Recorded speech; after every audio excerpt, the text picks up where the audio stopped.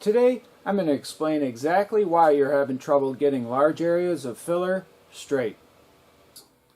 The reason? You're not using coarse enough sandpaper, like 36 or 40 grit on major collision repairs, extreme rust repairs, and large complex dents.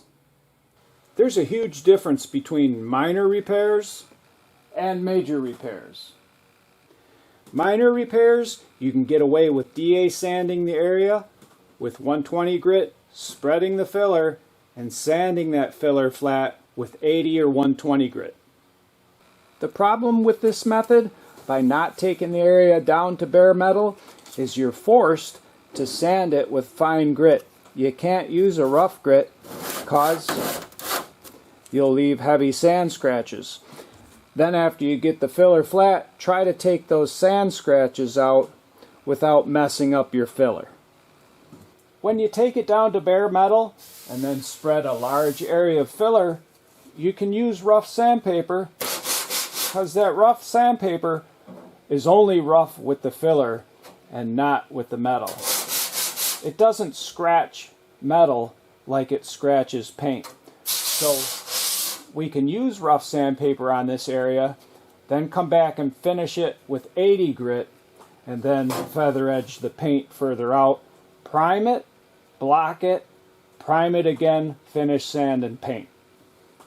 Here's a close-up shot of the 40 grit scratches in the filler and the metal. And myself, I wouldn't even have a problem priming over that. And here's a close-up after finishing the area with 80 grit. That's super smooth, ready for primer.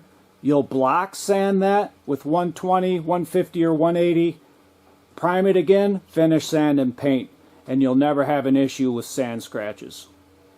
With all that being said, we can finish up the edge of this deck lid with coarse sandpaper and not worry at all about leaving sand scratches in the paint, because we'll be just hitting this metal.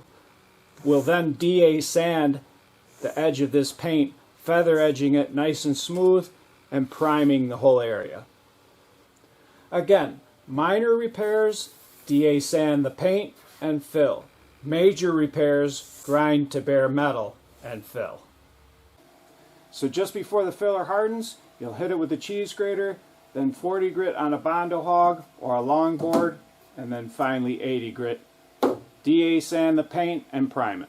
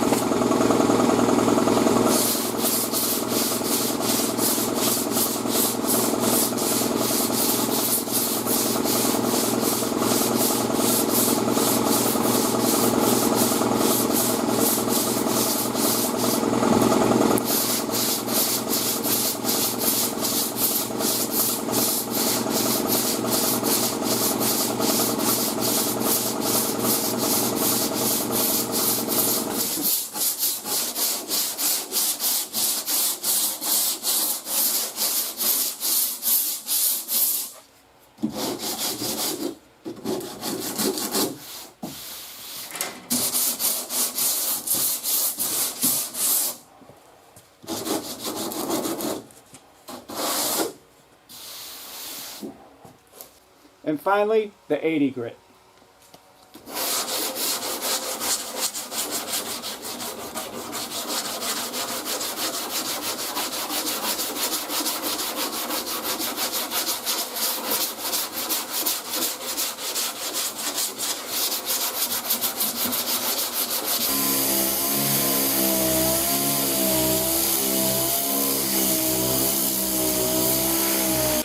And that's it. Nice and straight, down to 80 grit, and ready for primer.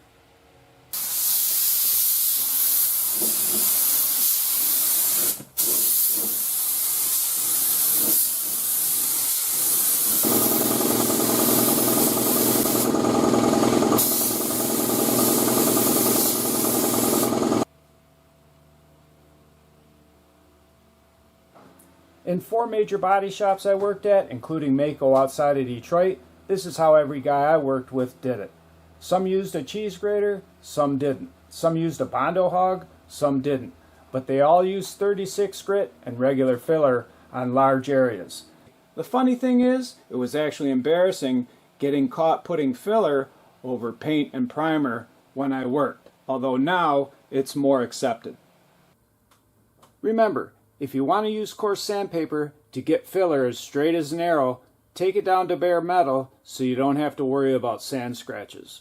I hope this video helps you out in some way.